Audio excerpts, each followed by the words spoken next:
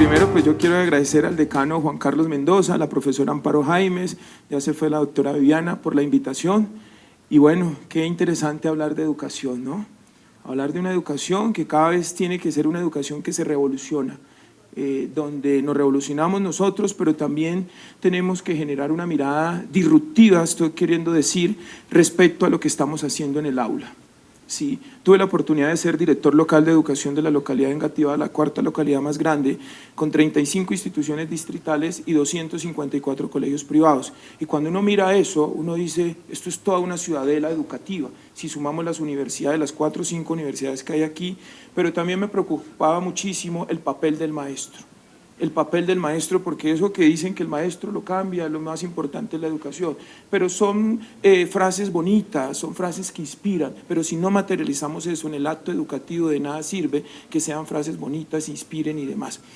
Y desde ese punto de vista he venido construyendo unas reflexiones que me parecen importantes poderlas compartir con ustedes, que también son educadores, y yo pensaría, como lo dicen algunos expertos, y es que toda persona es un pedagogo y un educador.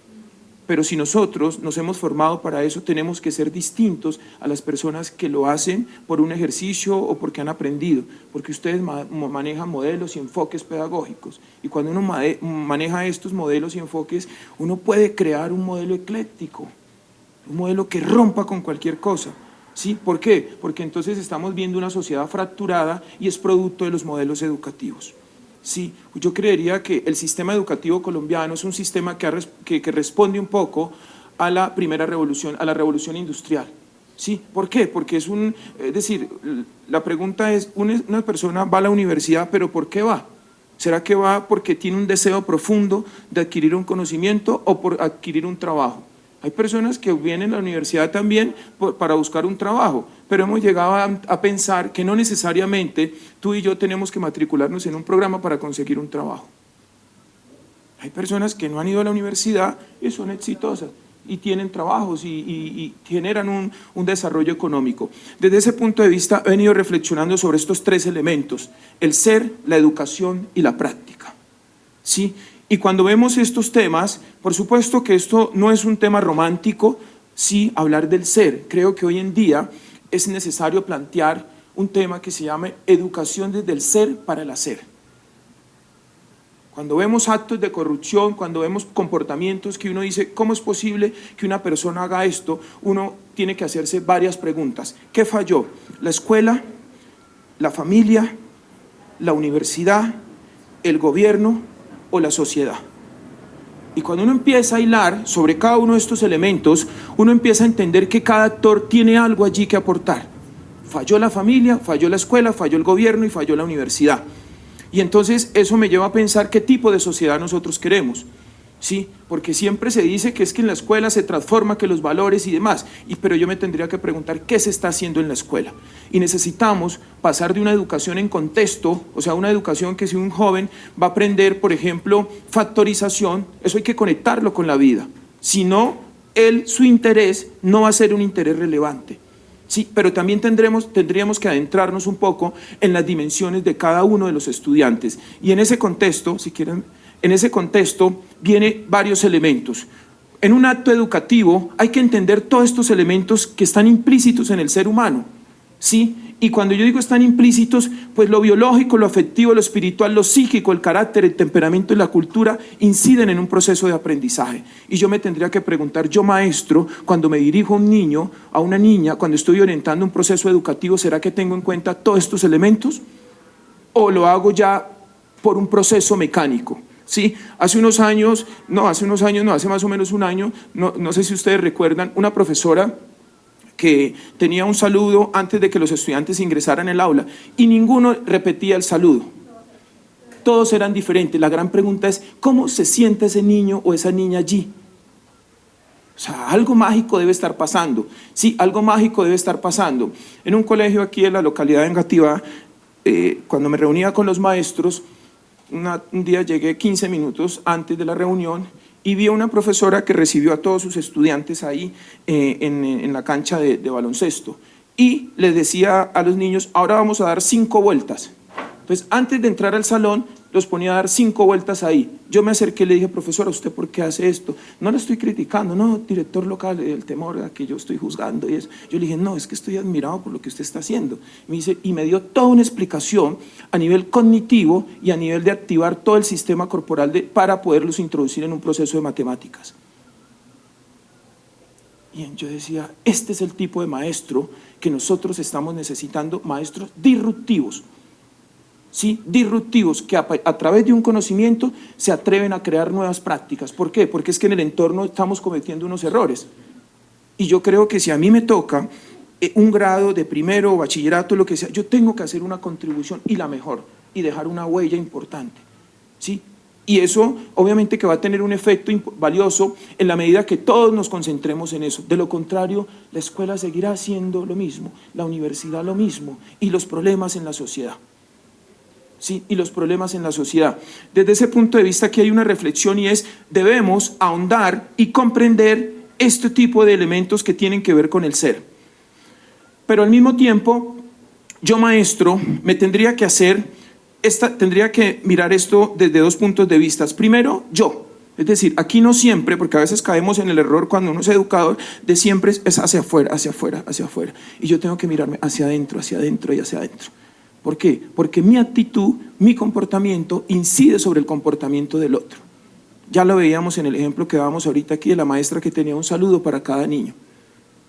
Yo veía eso y yo decía, emocionante.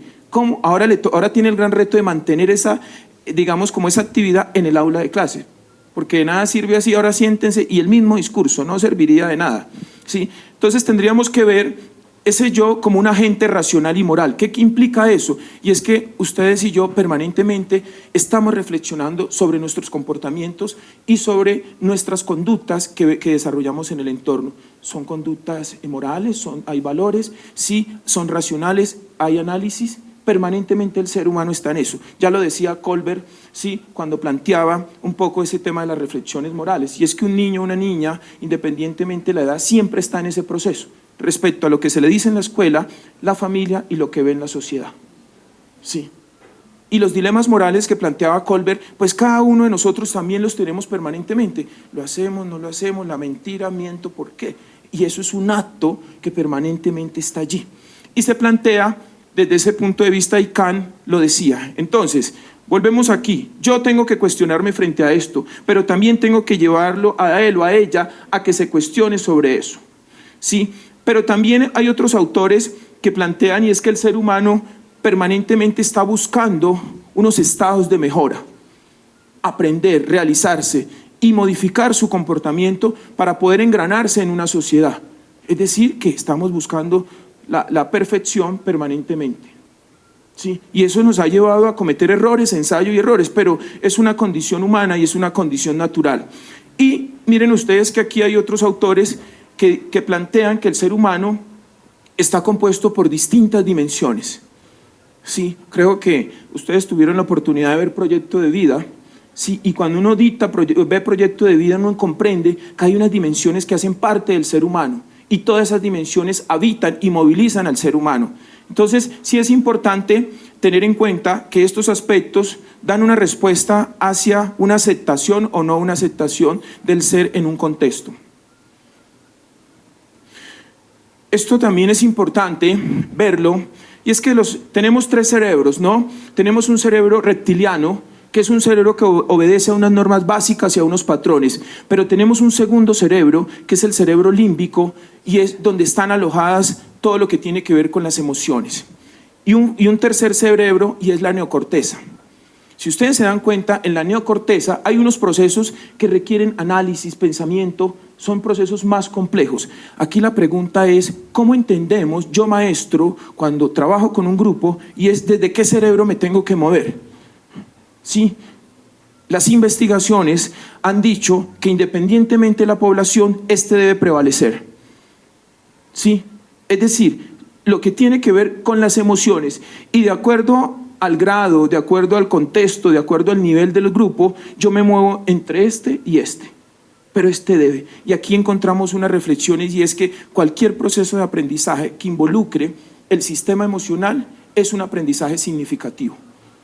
Y si no, miremos un poco las experiencias que hemos vivido, que han sido dolorosas o alegres, ¿por qué hoy todavía habitan y por qué las recordamos? Porque movilizaron todo nuestro sistema emocional. Sí, todo nuestro sistema emocional. Entonces es importante aquí también entender desde qué óptica me estoy moviendo en un proceso de aprendizaje. ¿Será desde el básico o tengo que moverme el de arriba? Que eso lo determina el grupo también. Y por supuesto que esto siempre me ha parecido importante, en el ser humano habitan unas emociones primarias, como las que ustedes ven aquí, y estas emociones primarias están en todos los seres humanos. Si en este momento yo colocara algo aquí en mi mano derecha que suscitara alegría, pero que suscitara tristeza o asco, y tomáramos una foto y la colocáramos aquí, vamos a ver que los movimientos que hay a nivel de los músculos de la cara es unos movimientos casi que parecidos para todos. O sea que son emociones que universales. Sí, y eso es importante entenderlo. Por supuesto que hay unas emociones secundarias, estas que ustedes ven acá, que se construyen a partir de una relación entre estas y estas, pero estas son bien interesantes. Emociones sociales. Y aquí hay algo que me ha llamado siempre la atención, por ejemplo, el desprecio.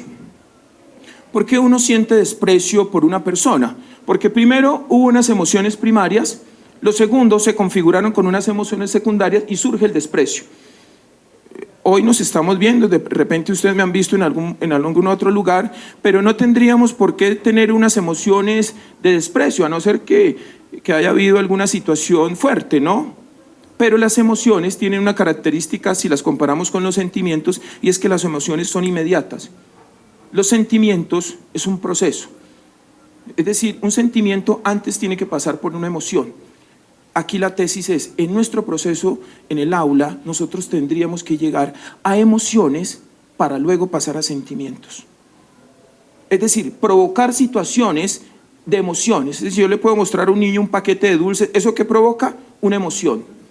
Y luego, ¿cómo llevo eso a que genere un sentimiento y anclarlo a un proceso de aprendizaje? ¿Sí? Para que se convierta en un sentimiento. Yo creo que a eso le tenemos que apostar. Claro, ustedes me dirán, Pablo, pero eso es muy romántico porque en las instituciones hay un currículo y si es una institución privada o pública a veces no podemos movernos mucho. Pero ustedes y yo soy maestro y yo sé que cuando hay inspiración uno juega y cumple con ese currículo. Pero lo importante de esto es que genera un proceso significativo y de impacto. Nunca se le va a olvidar. ¿O por qué recordamos hoy a un maestro de por allá de bachillerato esto? ¿O por qué no recordamos a nadie? Sí, hubo ahí algunos elementos que nos llevaron a eso.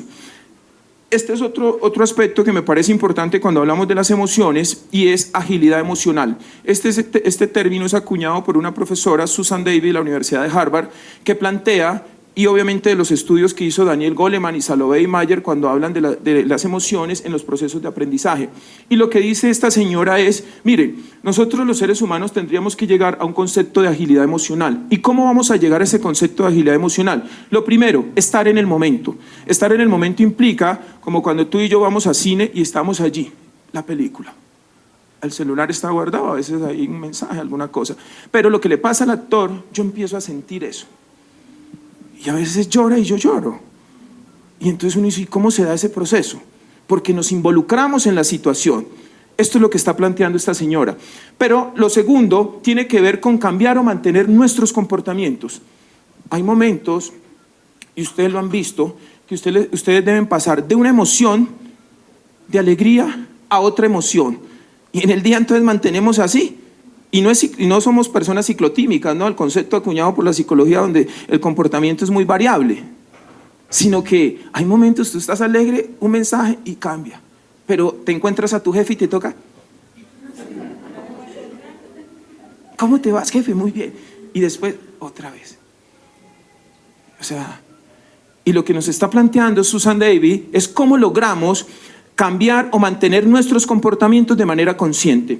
Y finalmente, la consonancia con las intenciones y los valores. Es decir, mis valores tienen que ser consecuentes con esto. Y si me quiero ir un poco más allá, hacia el proyecto educativo institucional, el horizonte institucional que debe plantear una institución. Yo creo que un maestro tendría que versar eso. El señor de seguridad también. Yo en Engativá les decía a los rectores, para mí es importante que el proyecto educativo institucional, la empresa de vigilancia o los vigilantes que estén ahí también lo tienen que conocer. Eso no es un tema únicamente allá del maestro, no, las señoras de aseo también, las señoras de cafetería también.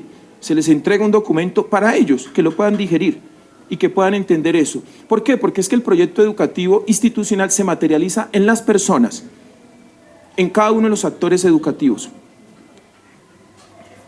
Gracias, Juan Carlos. Bien, el artículo 67 de la Constitución Política de Colombia plantea eso. Miren lo que dice ahí. Se busca el acceso al conocimiento, a la ciencia, a la técnica y a los demás bienes y valores de la cultura. Yo creo que eso hoy en día, desde una mirada crítica, eso hay que revisarlo, porque para poder acceder a eso, usted no necesita matricularse en un colegio. Usted no necesita matricularse en un colegio. Y se los cuento por qué. El año pasado, hacia el mes de marzo, una señora fue a la dirección local, la atendí y el caso me llamó la atención. Niño de 16 años. Y me dijo la señora, él, su último grado que hizo en una escuela oficial fue hasta quinto de primaria. Y yo me he dedicado a generarle una educación personalizada a él. Nos levantamos temprano, me mostró y me dijo, director, el sistema educativo ahora me exige que él debe tener un diploma. ¿Cómo hacemos? Y ella me dijo, él cuenta con todas las competencias. ¿Qué me tocó hacer? Buscar un colegio y que le hicieran un proceso de evaluación de todos los grados. Un niño que hablaba 3 idiomas. Historia, iban al planetario, iban a museos, iban a esto. Claro, una mamá dedicada a la educación de su hijo. Claro, el niño tocó validarle, que presentara sus pruebas saber, y obviamente que el niño dijo, ahora la mamá tenía la idea de que se fueran para Europa, ya con su certificado, porque iba a estudiar su universidad allá. O sea que este artículo, pues uno entre esas cosas tiene que ser crítico, eso no es un credo ni nada, eso tiene que ser crítico. Ahí dice, al acceso a la ciencia, al conocimiento. Hoy en día no necesitamos matricularnos en un programa para hacer eso, pero aquí está una cosa, nos movemos bajo la ley 115 del 94 y hay que hacerlo, pero si lo vamos a hacer, eso tiene que ser de una manera distinta. Yo no sé, digamos, la historia está cambiando y ¿qué vamos a enseñar en 30 años? Hay cosas que se mantienen, pero hay otras cosas que sabemos que no, ¿sí? Entonces, sí es importante tener una mirada como muy crítica y bueno, esto es lo que establece el sistema colombiano. Aquí me parece importante Martin Luther King, esta frase que de repente ustedes la han escuchado y habla sobre el papel de la educación, ¿sí? Pero el papel de la educación, miren ustedes, es precisamente enseñar al ser humano a pensar intensamente, pero de manera crítica también, ¿sí? En el año 2017-2018, un maestro, yo creo que ustedes vieron, dejó una tarea, y eso fue un tema mundial, dejó una tarea y el niño lleva la tarea y el maestro le coloca una X así.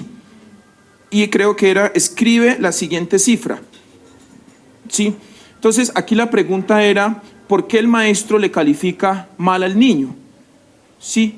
Y obviamente el maestro ya tenía una respuesta, ¿sí?, preestablecida, y cuando empezaron a analizar el caso se dieron cuenta que el niño estaba haciendo otro tipo de operaciones y que no era mal, porque él estaba interpretando otro tipo de procesos que pueden ser válidos también. Ahí ve uno que esto que plantea Martin Luther King, de alguna manera ese es el papel de la educación: presentar un conocimiento, reflexionar con una realidad y generar un aprendizaje. No cosas memorísticas o no otro tipo de información que hoy en día no podemos avanzar. Entonces, aquí la pregunta es si la educación incide en todas las esferas de la vida. Ahí tendríamos que preguntarnos qué tipo de educación. Sí, por eso nosotros hemos venido conversando una educación desde el ser, emociones, sentimientos, manejo de abordaje de conflictos, comunicación y asertividad. A los seres humanos hay que estructurarlos sobre eso. Hay personas que tienen buenos conocimientos técnicos, pero tienen unas carencias humanas también. ¿Y cómo logra uno ese equilibrio? Y lo que se está visualizando, el profesor Halmi Salmi del Banco Mundial, quien estuvo aquí en Uniminuto, un asesor en educación, dice que para el año 2050 serán más importantes las competencias blandas que los conocimientos técnicos, porque ellos ya estarán en las plataformas. Pero esto que estamos haciendo, buenos días, hasta luego, ¿cómo se ha sentido? ¿Usted me permite explicarle? Eso no lo vamos a aprender con un video allí, eso lo aprendemos haciéndolo, sintiendo, mirándonos, ¿sí? Entonces ahí tenemos un gran reto de poder avanzar en esa parte. Voy terminando con lo siguiente. Este es un ejercicio que vale la pena que ustedes lo sigan para que entiendan varias cosas. El Dalai Lama hizo una investigación de 15 años con la Universidad de Emory en los Estados Unidos y ellos quisieron volcar un currículo a varios elementos, un currículo que llevara educación social, emocional y ética. Y estos elementos que están aquí, compasión, inteligencia y ética. Este colegio funciona en el Valle del Cauca, en Tuluá, en el colegio Guillermo Ponce de León. ¿Saben qué hicieron ellos? Cogieron cada una de las asignaturas y las convirtieron en actividades. Es decir, el niño no va a sentarse en una silla, sino que va a unos retos, donde les movilizan, donde tiene que ver con compasión, inteligencia y ética. Eso arrancó en el mes de marzo. Vale la pena poder seguir este estudio, más o menos en un año que ya hayan tenido algunos avances, a ver qué resultado a nivel del ser humano se van a gestar allí. Sí, porque es interesante, es un modelo disruptivo. Sí, es un modelo disruptivo. O como otro colegio que ustedes han visto, hay un colegio en Cartagena que se llama el Colegio del Cuerpo. Sí, que funciona por allá en un barrio que se llama Arroz Barato. Sí, un barrio con unas condiciones difíciles, donde la educación no es una oportunidad. Y un profesor Restrepo, profesor de la Universidad Javeriana, se le dio por montar un colegio allá, aprovechando la cultura, y a través del baile aprenden matemáticas, a través del baile aprenden filosofía, y a través del baile aprenden todas las disciplinas, para poder conectar a los estudiantes. Sí, porque donde hay necesidad, ¿cómo ven la educación? No ven la educación como una oportunidad para salir adelante, pero conectaba a los estudiantes y por supuesto que es una cultura que tiene varios aspectos. Entonces, esta es una experiencia que se las recomiendo para que la revisen, sí, y empiecen a mirar elementos de una educación disruptiva. Es una apuesta, sí, como lo tiene Bután, un país que le apuesta al tema de la felicidad y tiene un modelo educativo fundamentado en la felicidad. Es un país muy pequeño, porque estas cosas también en países de 40, 50 millones, pues no es fácil aplicar esto, pero sí tiene unos resultados importantes. ¿Pasa? Ya. Esto quería compartir con ustedes. Muchas gracias. Si hay alguna pregunta o duda, la resolvemos de una vez. Puedo enseñar las vocales por medio de un juego, puedo enseñar las vocales por medio de una práctica, por medio de una ronda, por medio de los juegos en el pasillo, pero de una u otra manera ese niño o esa niña va a necesitar ese concepto técnico y plasmado o practicado, porque si no, no va a poder contextualizarse con lo demás. ¿Es posible llevar ese tipo de proyectos a cabo sin tener esa forma técnica? Sí, miren que Ebbinghaus nos dio una lección muy importante, y era como las sílabas sin sentido tenían un mayor nivel de recordación. O sea, yo puedo formular una sílaba sin sentido y tiene un mayor nivel de recordación. Cuando tú planteas esto, yo creo posible, y eso lo ve uno en los modelos de aprendizaje basado en problemas, donde la teoría no arranca, sino que arranca el problema. O sea, hay una situación y la realidad del mundo es eso. A ti te contratan en una empresa o algo, allá no te van a decir, defina qué es, no. Hay un problema, usted tiene unos conocimientos, ¿cómo aborda ese problema? Sí, desde ese punto de vista yo sí considero que es valioso uno mirar ante un problema que propone, después tendré que ir a la teoría de lo que tú estás diciendo. Sí, el gimnasio moderno hace más o menos 2 meses trajo al profesor Peter Tabichi, que fue el ganador del World Teacher Prize, sí, unos premios que entregan una fundación, y él lo decía, y es algo que me parece maravilloso. Viene de Kenia una situación difícil, no había pupitres, los niños los cuadernos lo tenían que apoyar acá, y él decía algo bien importante: ante la necesidad surge la creatividad. Sí, ante la necesidad surge la creatividad, y la creatividad debe estar asociada a lo que tú estás diciendo. Por supuesto que la lúdica y la pedagogía, pero eso necesito darle significado a eso. Necesito darle significado. De nada serviría estar jugando, pero a la final yo no le tengo un soporte teórico o técnico a eso. Pero primero tengo que enamorar al estudiante, y es buscar que él haga una asociación, de lo que plantaba Piaget también en sus modelos, que él logre hacer un tipo de asociación entre el objeto y el sujeto y los elementos que están en torno a esto. ¿Sí? Y eso a mí me parece valioso, porque el modelo de aprendizaje tiene que apuntar hacia allá. Aquí cerca hay un colegio que se llama José Asunción Silva, y me llama la atención porque allí hay una profesora que para enseñarle matemáticas y eso a los niños los lleva a la plaza de mercado que está ahí al frente y les entrega unos bonos y ellos empiezan una pera, una manzana, cuánto vale y cuánto, y empiezan, ese es el conocimiento que tenemos que llevar, un conocimiento en contexto, aplicado a la realidad para poder ver, oiga, interesante esto. Y yo creo que con todo, factorización, trigonometría, todas esas cosas es posible llevarlas a un contexto real, ¿sí? Decíamos con unos profesores, el caso del Chirajara, el puente, es algo que se tiene que llevar a la universidad, a cuestionar. Hay un tema de valores, de ética, de principios, sí, porque el material que debía utilizarse en la obra no se utilizó. ¿Y por qué no se utilizó? Bueno, y así cualquier problema, nosotros, las escuelas están llamadas a convertirse en laboratorios de los problemas del entorno. Ahí, a partir de cualquier asignatura, porque en un problema se pueden aplicar todas las asignaturas. Se puede trabajar inteligencia emocional también.